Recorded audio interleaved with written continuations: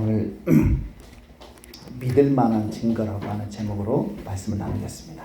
한번 따라서 하십시다. 믿을 만한 증거. 믿을 만한 증거. 여러분 JMS 정명석 아시죠? 이 사이비 교주의 그 성폭행 사건으로 인해서 작년에 대한민국이 굉장히 떠들썩했습니다. 이 정명석은 자신을 가리켜서 나는 재림 예수다, 하나님이다, 그렇게 주장을 했죠. 말도 안 되는 주장을 하는데 문제는 말도 안 되는 주장을 믿는 사람들이 많다는 거예요. 그래서 단국대 교수 이 김도영 교수가 이렇게 찾아보니까 이 JMS 신도들이 사회 각계각층에 퍼져 있더라고 하는 것이죠. 교도관도 있고 검사도 있고 변호사, 국정원 직원, 서울대 의대 성형외과 교수, 또 중앙대 예술대학 교수, 고위 공무원, 연예인, 아주 각계각층에 이 정명석을 따르는 신자들이 많더라는 거예요. 예. 이틀 전 뉴스에 보니까 이 정명석의 성폭력 증거 인멸을 도운 경찰 간부가 직위 해제되었다라고 하는 뉴스 여러분 보셨을 것입니다. 2014년도 기준 동아일보 기사에 따르면 1910년 이후로 대한민국에 자칭 하나님이라고 주장하는 사람들이 무려 120명에 이른다라는 조사가 나왔다. 120명. 예, 그 중에서도 어느 정도 추종자를 얻어 성공한 사람들이 70명이나 된대요. 70명. 그리고 대박난 사람들이 있대요. 아주 신도들이 폭발적으로 늘어나서 대박난 사람들이 있는데, 통일교회 문선명, 신천지 이만희, 하나님의 교회 안산원, 그리고 JMS 정명석, 예, 또 천부교 박태선, 이렇게 손에 꼽는 사람들은 대박이 났어요. 큰 돈을 벌었습니다. 그런데 여러분, 이런 자칭 하나님이라고 하고 주장하는 사람들이 대한민국에만 있을까요? 전 세계에 없는 나라가 없어요. 그래서 자칭 하나님이라고 하는 사람들을 전 세계로 추적을 하면은 아마 수천 명은 나오지 않을까, 그런 생각이 들어요. 자, 그렇다면 역사상 자칭 하나님이라고 주장한 사람들 중에 가장 성공한 사람을 한 사람 꼽는다면 여러분 누구일까요? 바로 예수입니다. 예수. 예.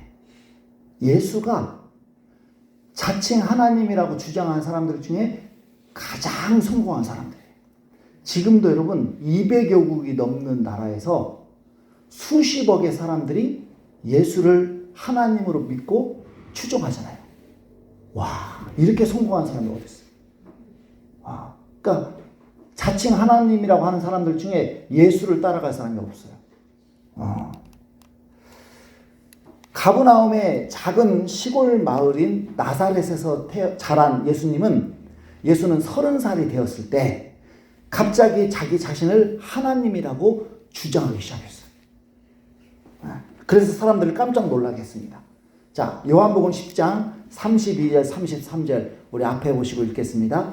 예수께서 대답하시되 내가 아버지로 말미암아 여러 가지 선한 일로 너희에게 보였거늘 그 중에 어떤 일로 나를 돌로 치려 하느냐?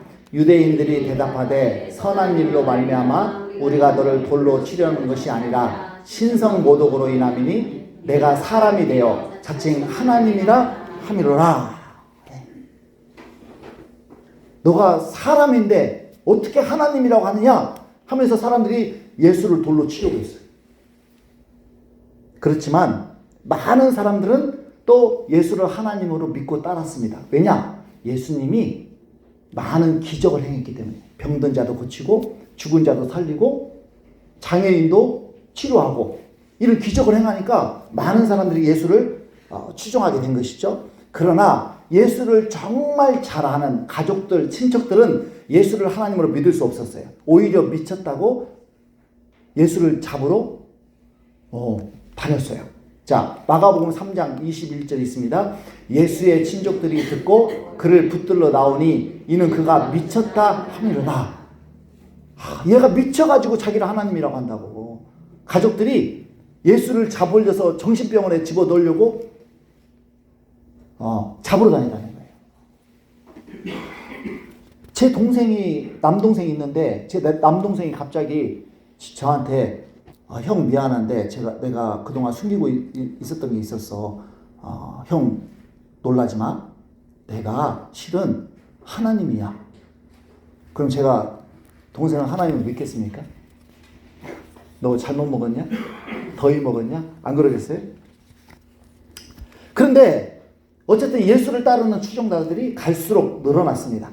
위협을 느낀 종교 지도자들은 예수를 신성모독죄로 로마 총독에게 고발을 했어요. 그래서 예수는 로마 총독 빌라도에게 붙잡혀가지고 사형 선고를 받는데 바로 그 당시에 가장 잔인한 십자가형 선고를 받습니다. 예. 이 일련의 사건들 앞에서 그동안 예수를 따랐던 수많은 추종자들은 다 예수를 떠나버렸어요. 예수의 12 제자마저도 스승을 버리고 뿔뿔이 흩어졌습니다. 그렇게 예수는 십자가에 못 박혀서 극심한 고통 가운데 죽어갔어요. 그때 그 모습을 바라보던 사람들이 예수를 조롱했습니다. 네가 지금 십자가에서 내려오면 너를 진짜 하나님으로 믿겠다. 예, 우리를 구원하기 전에 너나 먼저 구원해봐라 하면서 예수님을 손가락질하고 조롱을 했다라고 하는 것입니다. 예, 그러나 예수는 십자가에서 내려오지도 않고 어떤 기적도 행하지 않은 채 6시간 동안 십자가에서 고통을 당하다가 그냥 힘없이 죽어버렸어요. 그리고 잠시 소란했던 세상은 다시 잠잠해졌습니다. 그런데 3일 후에 이 예수의 메시아 소동이 걷잡을 수 없이 확산되는 사건이 일어났어요. 죽은 예수가 3일 만에 다시 살아났다라고 하는 소문이 퍼지기 시작한 거예요. 몇몇 여자들이 새벽에 예수의 무덤을 찾았다가 부활한 예수를 목격했다고 소문을 낸 것이 발단이 되었습니다. 하지만 여러분, 당시에는 여성들은 사회적 지위가 낮았어요. 그래서 여자들의 증언은 법적으로 인정을 못 받았습니다. 그러니까 여자들이 말해봐야 사람들이 듣지 않는 거예요.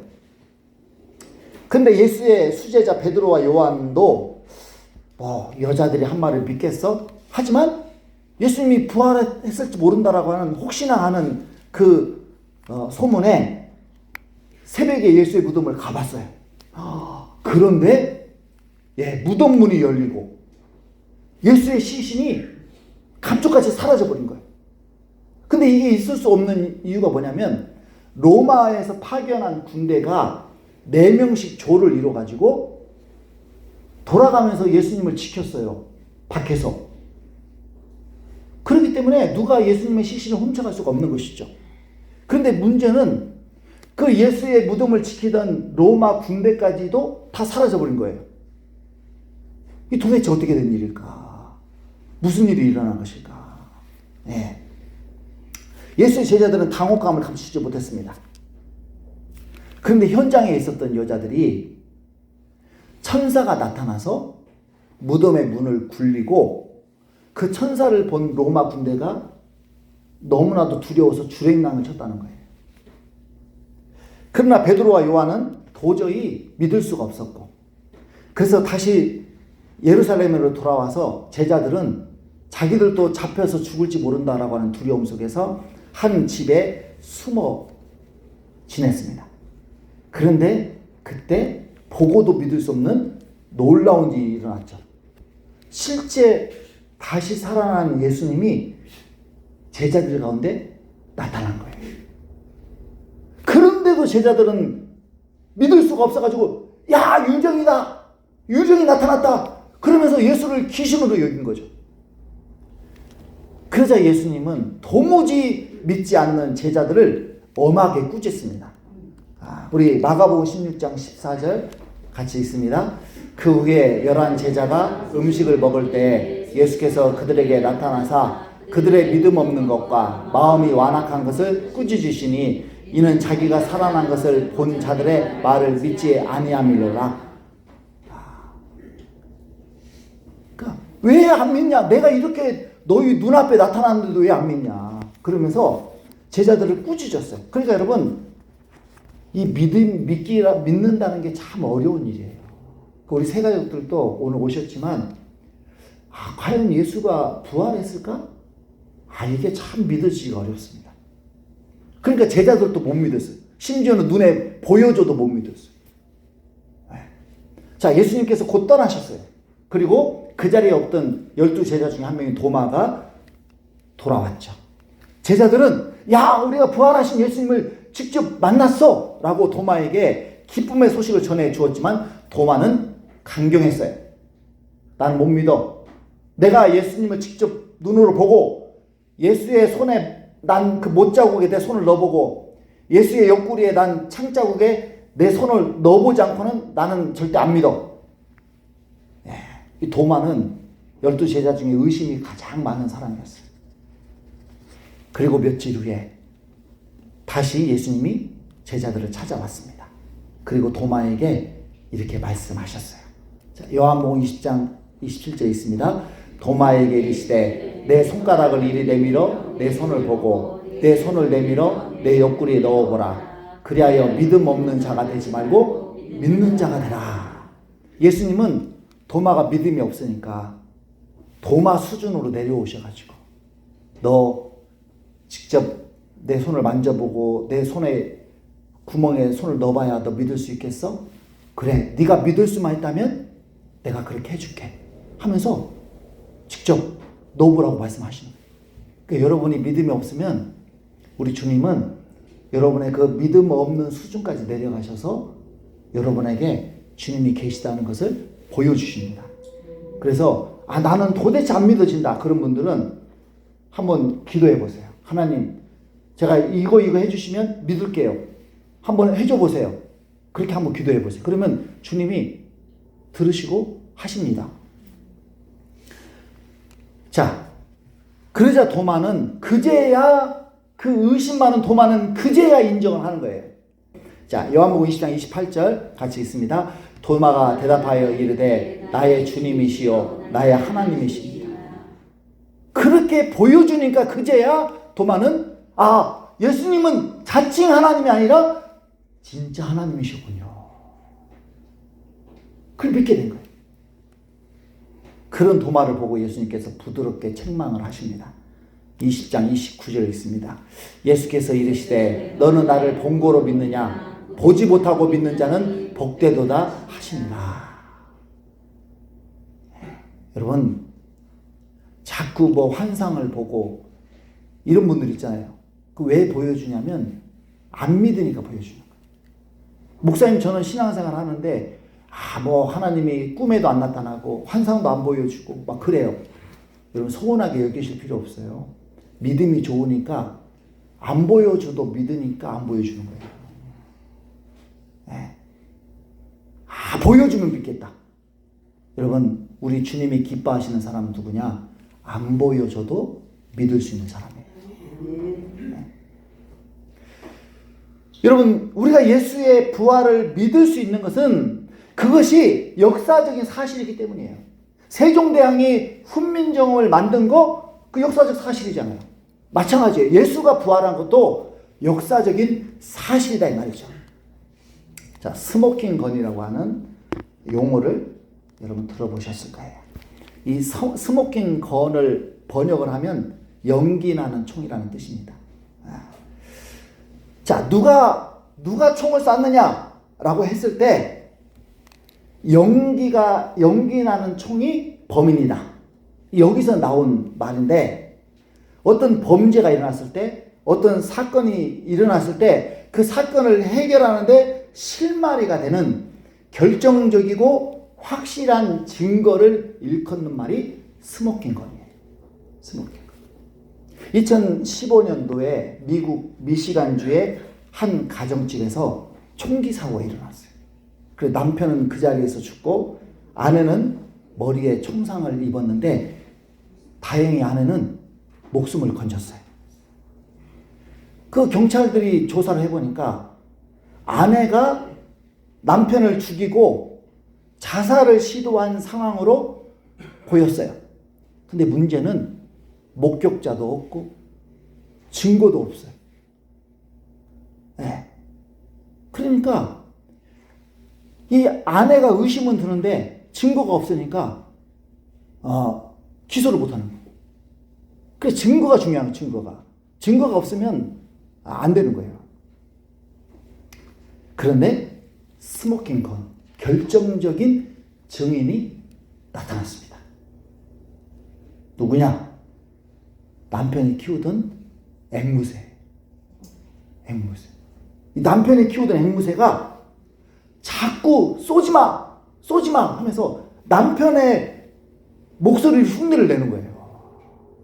그러니까 경찰이 이 앵무새가 봤구나 하면서 앵무새의 주장을 배심원단이 인정을 하고 아내가 살해 혐의로 유죄 판결을 받았다는 거예요. 역사적인, 이거 진짜 실제 있었던 여러분 일입니다. 앵무새가 증언을 해준 거죠. 그래서 이 증거가 중요해요. 자, 그렇다면 예수가 하나님이라고 하는 증거가 있느냐 말이에요. 결정적인 증거가 뭐냐 이거죠. 그걸 성경은 부활이라고 말씀을 합니다. 자, 사도행전 17장 31절 같이 읽습니다. 이는 정하신 사람으로 하여금 천하를 공의로 심판하는 날을 작정하시고 이에 그를 죽은 자 가운데서 다시 살리신 것으로 모든 사람에게 믿을 만한 증거를 주셨음이니라 하니라. 예수가 자칭 하나님, 신천지 이만이나 안산홍이나 JMS 정명석이나 통일교 문선명이나 이런 수많은 120명이나 되는 자칭 하나님들 중에 한 사람이 아니라 진짜 그가 하나님이라고 하는 결정적인 증거로 주신 그 스모킹 건이 뭐냐? 바로 부활이라고 하는, 내가 너희에게 믿을 만한 증거를 주겠다.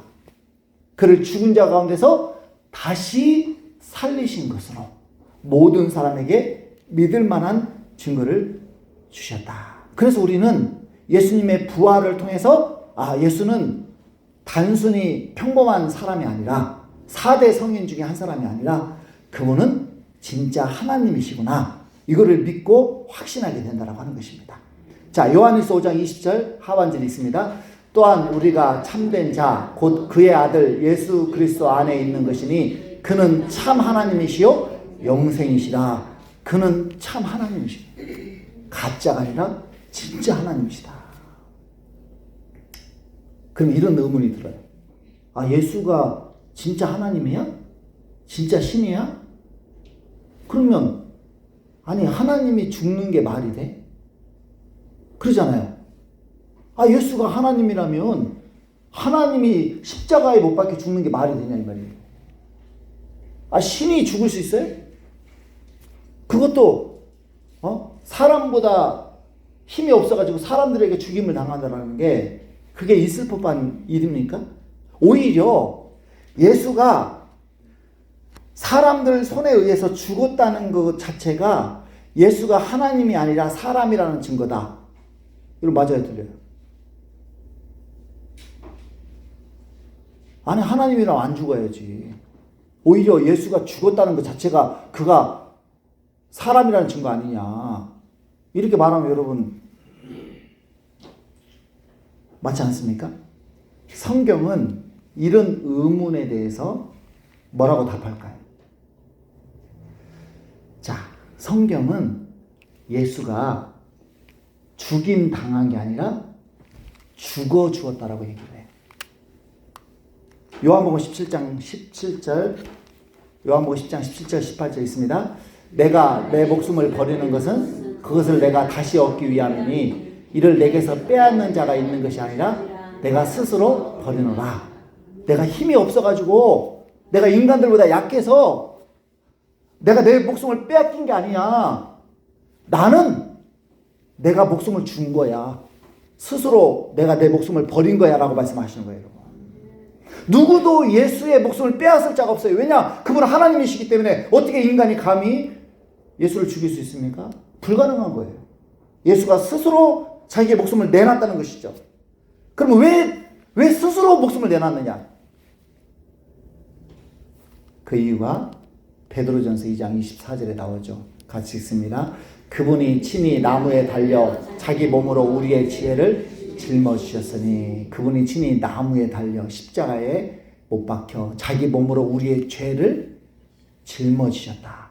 그러니까 여러분, 성경은 죄의 삭은 사망이다. 죄를 지으면 그 벌이 죽음이에요.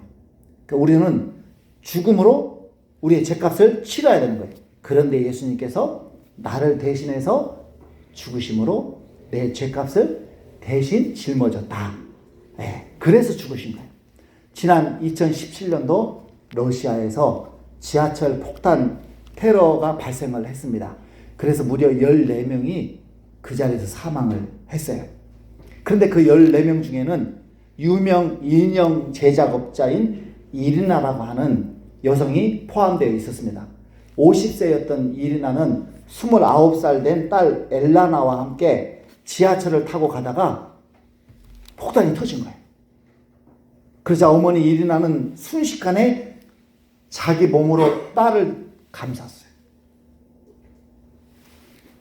그래서 스스로 인간 방패가 돼서 폭발과 함께 날아온 온갖 파편으로부터 딸을 보호를 했습니다. 그 폭탄 장치에는 살상력을 높이기 위해서 각종 철물과 유리조각, 쇠구슬이 잔뜩 들어있었다고 합니다. 어머니 이리나는 그 자리에서 숨을 멈췄어요.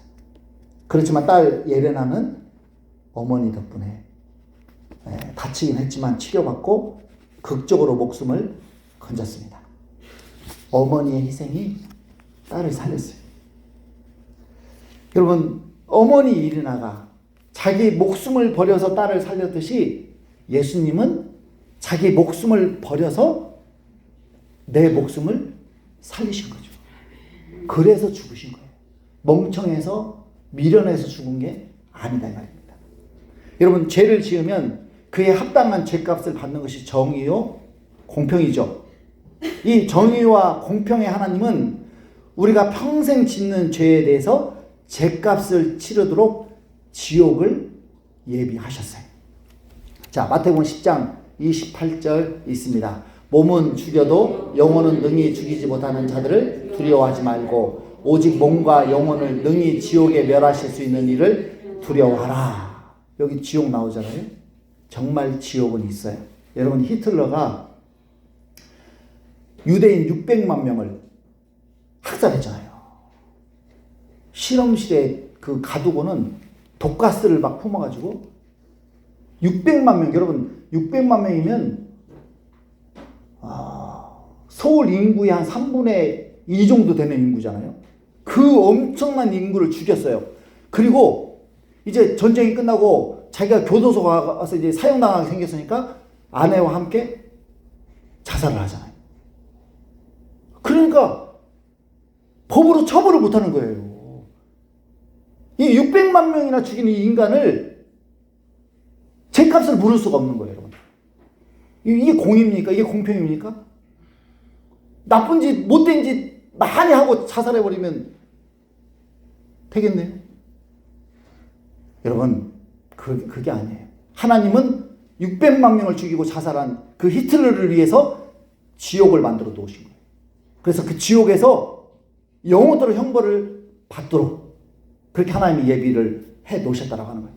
근데 히틀러뿐만 아니라 우리가 평생 짓는 죄들에 대해서 하나님은 누구나 그 죄값으로 지옥 형벌을 받게 하셨습니다. 예. 그런데 사랑의 하나님께서 자기 아들을 보내셔서 내가 받아야 될 죄값을 대신 받게 하셨다는 거예요. 그것이 바로 십자가입니다. 그러므로 예수를 믿는 자는 지옥의 형벌을 면제받게 된다고 하는 거예요. 할렐루야. 예수를 믿으면요 지옥에 안 가요. 여러분 지옥 무서우시죠? 죽으면 지옥 가면 어떻게 하나 무서우시죠? 걱정하지 마세요. 예수를 믿으시면 지옥 안 가요. 지옥 안 가요. 여러분 여기서 끝나지 않아요. 우리가 예수를 믿으면 하나님의 자녀가 돼요. 예, 영접하는 자, 곧 그 이름을 믿는 자들에게는 하나님의 자녀가 되는 권세를 주셨다라고 말씀하세요. 고아는 스스로 인생을 책임져야 돼요. 그러니까 고아는 힘들어요. 그러나 여러분 입양이 되면 양부모가 책임져 줍니다. 우리가 예수를 주인으로 모시면 그때부터는 하나님의 자녀가 돼서 하나님이 내 인생을 책임져 주는 거예요. 하나님께서 먹고 사는 것도 책임져 주시고 노후도 책임져 주시고 심지어는 죽음 이후에도 책임져 주셔서 우리가 죽자마자 천사를 보내셔가지고 우리를 데리고 천국으로 데려가셔서 죽음도 고통도 괴로움도 없는 그 천국에서 영원히 쉴 수 있도록 그런 은혜를 주시는 거예요, 여러분. 여기서 끝이 아니에요. 우리가 예수를 믿으면 영생을 얻습니다. 뭘 얻는다고요? 영생. 이거 들어보셨어요? 영생이라고? 이는 그를 믿는 자마다 멸망하지 않고 영생을 얻게 하려 하시니라. 여러분, 예수를 믿으면 내 수명을 100년 연장해 주겠다. 믿겠어요? 안 믿겠어요? 아니, 내 수명을 100년 연장해 준다고 하면 여러분 믿겠어요? 안 믿겠어요? 저 같으면 믿겠어요. 우리가 100년 수명을 연장해 준다고 해도 예수를 믿겠는데 100년, 1000년이 아니라 영원히 내 수명을 연장해 주시겠다. 이 예수를 믿으면 받게 되는 축복이에요.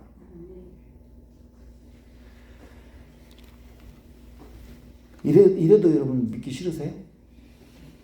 네? 아니 돈을 내라는 것도 아니고 노동을 하라는 것도 아니고 그냥 믿기만 하래요. 그냥 믿는 거는 애기도 할 수 있어요. 지팡이 짚고 다니는 노인도 할 수 있어요. 그렇죠?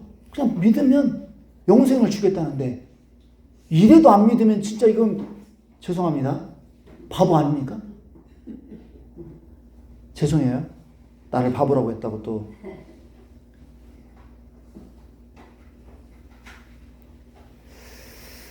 여러분 예수 믿으시기를 축복합니다. 자, 그렇다면 예수를 믿는다는 것은 무슨 뜻일까? 아, 예수를 믿으면 이렇게 영생도 얻고 하나님의 자녀도 되고 제사함도 받고 그렇구나. 그래. 그럼 예수 믿어야 되겠다. 그럼 여러분 예수 믿는다는 게 뭘까요? 여러분 어떤 분들은 예수 믿는 것을 교회 다녀주는 것으로 생각을 해요. 내가 교회 안 다녔는데 교회 다녀야겠다. 이게 예수 믿는 거라고 여러분 생각하시는 오해입니다.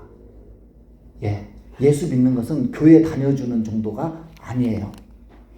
한지붕 세가족이라고 하는 시트콤에서 순돌이로 사랑받던 이건주 씨의 최근 소식이 시청자들을 당황하게 했어요.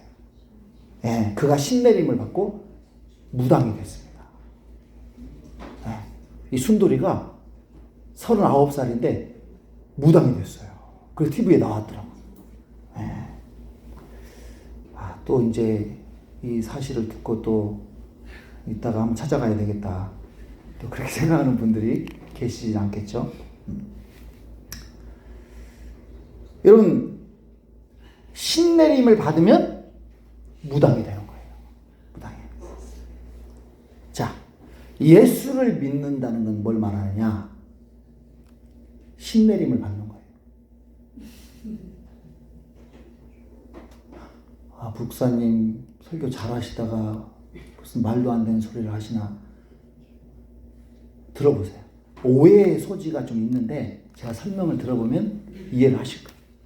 여러분, 예수를 믿는다는 것은 교회 좀 다녀주고 예배 좀 드려주고 이게 예수 믿는 게 아니라 무당처럼 신내림을 받는 게 예수 믿는 거예요.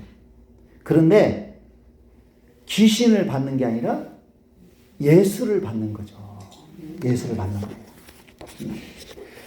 귀신을 받으면 뭐가 돼요? 귀신을 받으면 무당이 돼요. 예수를 받으면 뭐가 될까요? 하나님의 자녀가 되는 거예요, 여러분. 하나님의 자녀가 돼요. 이건주 씨가 자기가 버티다가 살기 위해서 억지로 신뢰를 받았다. 그렇게 고백을 하더라고요. 대부분 무당들은요, 스스로 무당된 사람 거의 없어요.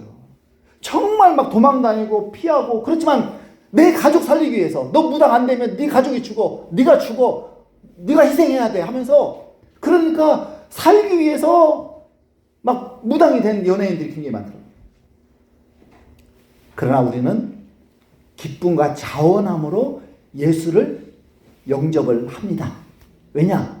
예수 안에 죄사함이 있고 영생이 있고 천국이 있기 때문이에요. 무당이 신내림 받으면 그 귀신이 무당을 장악하고 무당을 괴롭히고 무당을 억압하고 무당에게 신병을 줘가지고 1년에 한 6개월은 신병 때문에 막 앓는데 얼마나 그 고통이 심한지 모른대. 그러니까 무당 안 되고 싶어 하는 거예요. 그러나 예수를 받으면 그 예수가 나를 자유케 하고 나를 보호하고 나를 치료해 주는 줄 믿습니다. 아멘. 무당이 신내림을 받는 것은 귀신을 나의 주인으로 모셔드리는 거예요. 그래서 이제 귀신을 이렇게 섬기며 사는 게 그게 무당이죠. 예, 마찬가지예요. 저와 여러분이 예수를 받는다는 것은 예수를 나의 종으로 받는 게 아니라 나의 주인으로 내 마음에 모시고 그분을 섬기며 사는 것. 이게 바로 예수 믿는 것인 줄 믿습니다. 이게 예수 믿는 거예요, 여러분. 교회 다니는 거, 예배 드려주는 거, 이것만 하면 예수 믿는 게 아니에요, 여러분.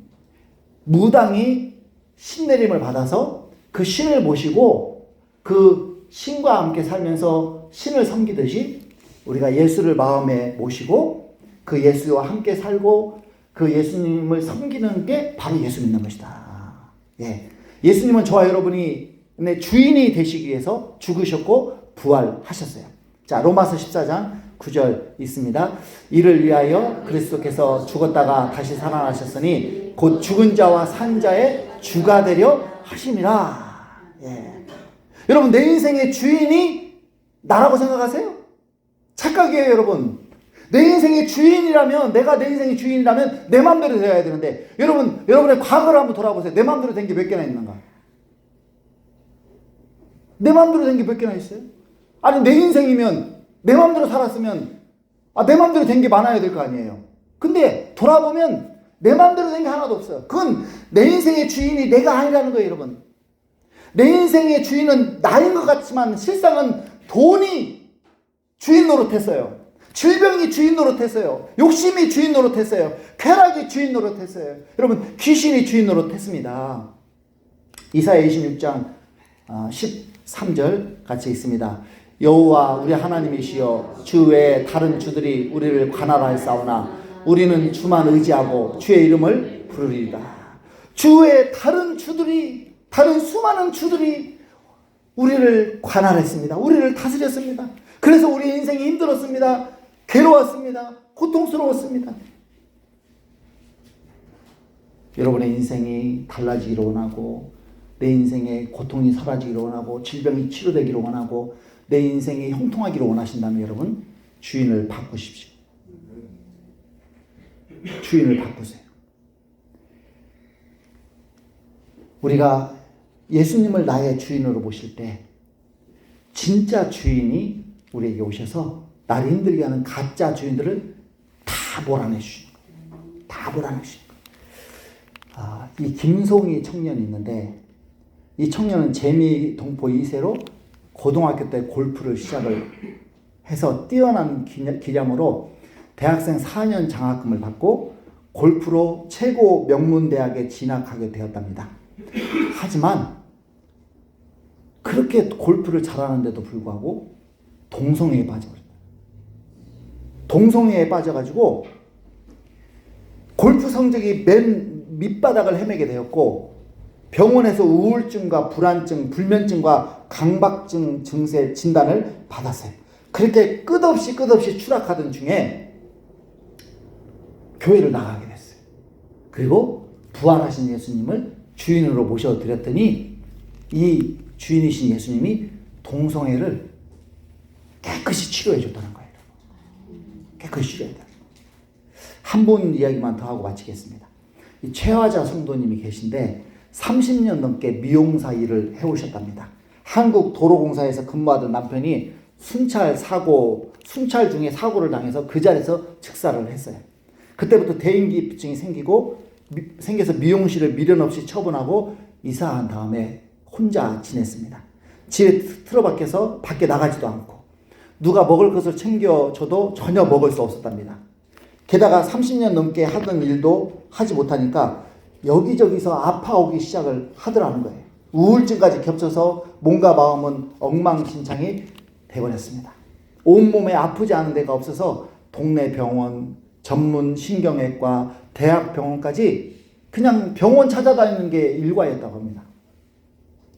그래서 의사 선생님한테 가서 여기도 아픕니다, 저기도 아픕니다 그러면 의사 선생님은 스트레스 때문이라고 그 약을 안 주는 거예요. 그래서 정말 미칠 것 같다라는 것이죠.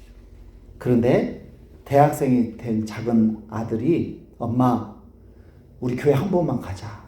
나의 소원이야. 내 소원 좀 들어줘. 그래서 그 아들 소원 들어주는 셈 치고 교회를 처음 나왔다는 거예요. 그 말씀을 들었는데 2000년 전에 살았던 그 예수님이 4대 성인 중에 한 분이시고 십자가에 죽으시고 3일 만에 부활하신 게 역사책에도 나오고 교과서에도 기록되었다는 것을 보면서 아, 예수님이 정말 하나님이신 게 맞구나 하면서 믿어지기 시작하더랍니다. 예. 그래서 그리스도께서 죽었다가 다시 살아나신 것이 나의 주인이 되려고 하셨는데 그동안 건강과 염려와 우울증으로 힘들게 살았던 것은 결국 내가 나의 주인 되어 살았기 때문이구나 라는 것을 깨닫게 됐다고 하는 것이죠. 그러면서 아, 예수님을 마음 중심의 주인으로 믿지 않는 것이 너무나도 큰 죄구나 하면서 그 죄를 막 가슴을 치면서 울고 또 울면서 회개하고 또 회개했다는 거예요. 그랬더니 이분이 60대밖에 안 되는데 신체 나이는 100살 정도 될 정도로 그렇게 막 온몸이 아프고 그랬는데 깨끗이 나와버렸다는 거예요. 깨끗이 나와버렸다. 여러분, 그동안 내 인생 되는 게 없고 너무 힘들고 괴롭고 그 이유가 내가 내 인생의 주인 되어 살았기 때문이에요. 이제는 여러분 예수님을 한번 믿어보십시오. 예수님을 나의 주인으로 한번 믿어보십시오. 그러면 어떤 일이 일어나는가?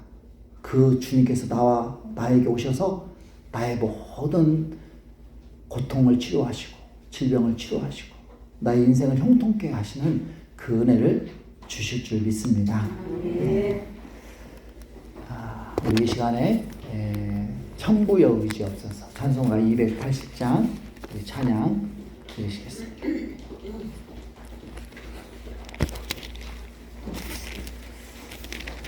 천부여 의지 없어서 찬양합니다.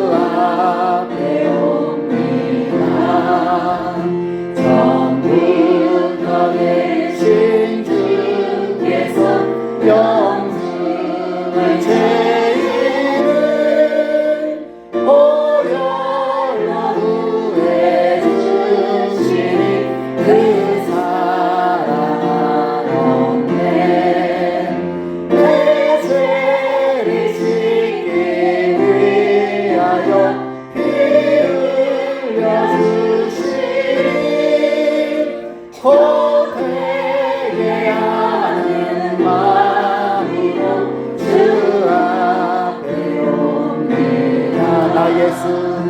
나 예수 제 암으로 근원을 받아서 주님께 구한 모든 것 늘 얻겠습니다. 내 죄를 씻기 위하여 피 흘려주